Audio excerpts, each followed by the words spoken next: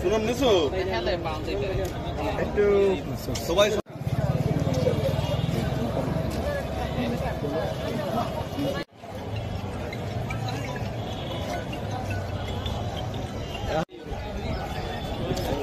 হাত ধরে আঙ্গুল ধরে হাত ধরে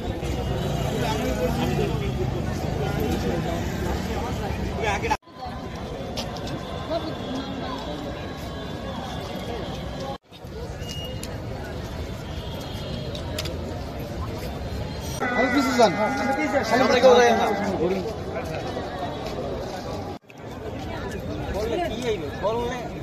না খুললে বাইরেই যান।